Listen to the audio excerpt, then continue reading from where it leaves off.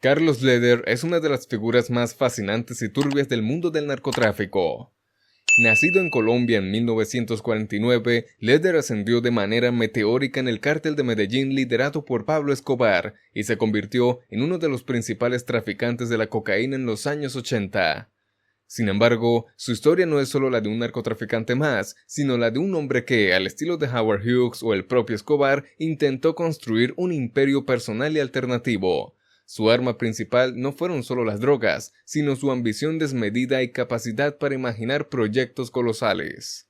A lo largo de su carrera, Leder construyó un sofisticado sistema de tráfico de drogas y controló una isla entera, Norman's Cay, desde donde operaba con impunidad. Aunque en un principio trabajó junto a otros capos del narcotráfico, su carácter excéntrico y sus ideas megalómanas lo convirtieron en una figura polémica que terminaría traicionada por sus propios aliados. A continuación, exploraremos cómo Carlos Leder logró su fortuna, las tácticas que usó para expandir su imperio y cómo su caída fue tan dramática como su ascenso. Quédate hasta el final de esto para descubrirlo. Carlos Enrique Leder Rivas nació en Armenia, Colombia, hijo de un comerciante alemán y una madre colombiana. Desde joven, Leder mostró signos de rebeldía y ambición. No era el típico joven colombiano de la época, su identidad bicultural combinada con su astucia natural lo distinguían del resto. Aunque comenzó involucrándose en delitos menores como el robo de autos en su adolescencia, Leder rápidamente descubrió que su verdadera oportunidad residía en el narcotráfico. En los años 70, Leder se trasladó a Estados Unidos, donde se involucró en el contrabando de marihuana. Sin embargo, fue en prisión donde conoció a George Young, otro contrabandista de drogas, y la vida de Leder tomó un giro crucial. Durante su tiempo en la cárcel, Leder y Young planearon un ambicioso esquema para importar cocaína directamente desde Colombia a los Estados Unidos, eliminando a los intermediarios que tradicionalmente movían las drogas a pequeña escala.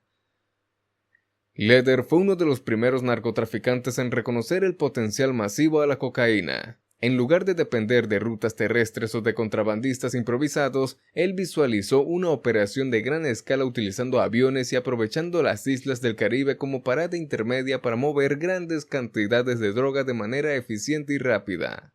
El plan maestro de Carlos Leder para expandir su imperio comenzó a tomar forma cuando se fijó en una pequeña isla en las Bahamas llamada Norman's Cay.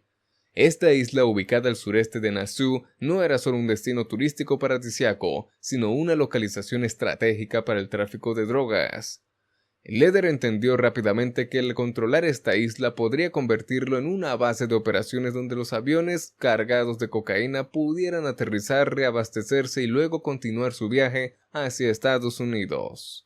Leder no escatimó en gastos. Compró propiedades en la isla, construyó una pista de aterrizaje y estableció un sistema de seguridad privado, que incluía vigilancia armada y patrullas regulares. Incluso instaló radares y torres de control para detectar a cualquier movimiento no deseado en la isla.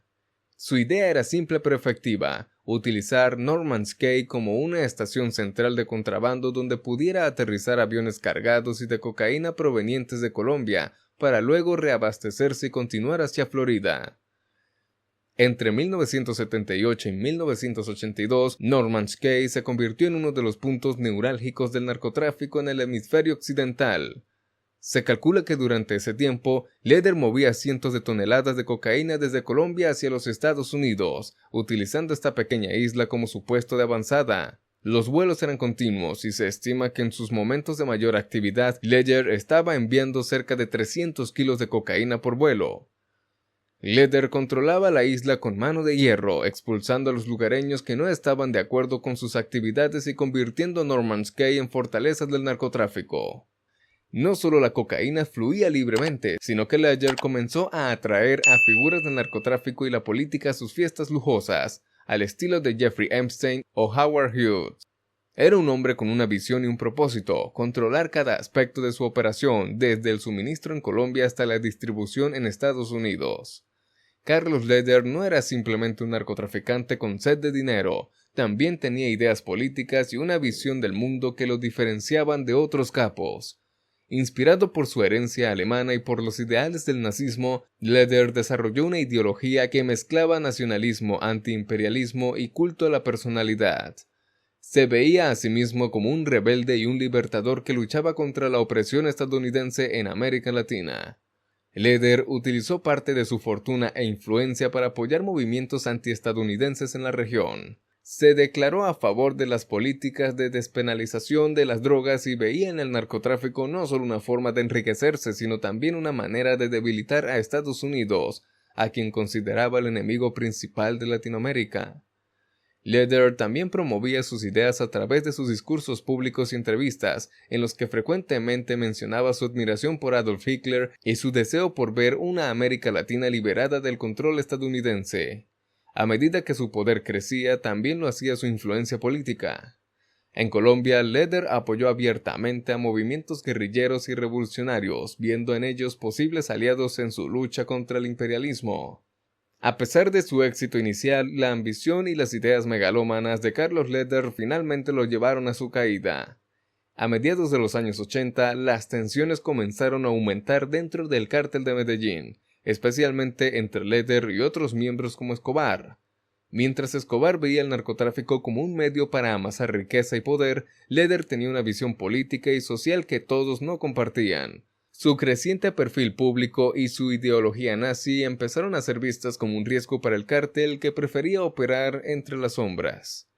El principio del fin para Leder llegó cuando las autoridades estadounidenses y colombianas comenzaron a aumentar la presión sobre el narcotráfico. Las operaciones en Norman's Cay empezaron a atraer la atención de las fuerzas del orden internacionales y en 1982 las autoridades de las Bahamas, bajo presión de Estados Unidos, tomaron medidas para cerrar la isla como punto de narcotráfico. Esto representó un duro golpe para el imperio de Leder, que ya no podía utilizar su estratégica base de operaciones. A finales de los 80, Carlos Leder fue traicionado por sus propios aliados. Se dice que Pablo Escobar y otros miembros del cártel lo entregaron a las autoridades como parte de un acuerdo para desviar la atención del cártel de Medellín. En 1987, Leder fue capturado por las fuerzas colombianas y extraditado a Estados Unidos, donde fue juzgado y condenado por el tráfico de droga, entre otros cargos. Recibió una sentencia de cadena perpetua más 135 años adicionales, aunque en 1992 su sentencia fue reducida como parte de un acuerdo de cooperación con el gobierno de los Estados Unidos. Carlos Leder fue una figura única en el mundo del narcotráfico. Aunque fue uno de los principales socios de Pablo Escobar y el cártel de Medellín, su estilo excéntrico y su ambición de convertirse en algo más que un simple narcotraficante lo convirtieron en un personaje polarizador. A lo largo de su vida, intentó combinar su pasión por el contrabando de drogas con una ideología política que lo enfrentaba directamente con Estados Unidos. A pesar de su caída, el legado de Leder sigue vivo en la historia del narcotráfico. Su enfoque logístico, utilizando islas como puntos estratégicos para mover cocaína, sentó las bases para muchos de los métodos que los cárteles posteriores utilizarían. Aunque su imperio en Norman's Cay ya no existe, la historia de cómo un hombre intentó construir un reino desde una pequeña isla en el Caribe sigue siendo una de las narrativas más intrigantes del crimen organizado. Hoy, Carlos Leder es recordado como un pionero del narcotráfico moderno, cuyo ascenso y caída son un testamento del poder y los peligros de la ambición desmedida. Con esto hemos llegado al final de este capítulo por hoy, espero que te haya gustado y de ser así déjanos un buen like, además comparte tu opinión aquí en la caja de comentarios que con gusto lo vamos a leer y responder. Recuerda por favor suscribirte al canal y activar la campana de notificaciones para que no te pierdas nada. Hasta una próxima querido amigo.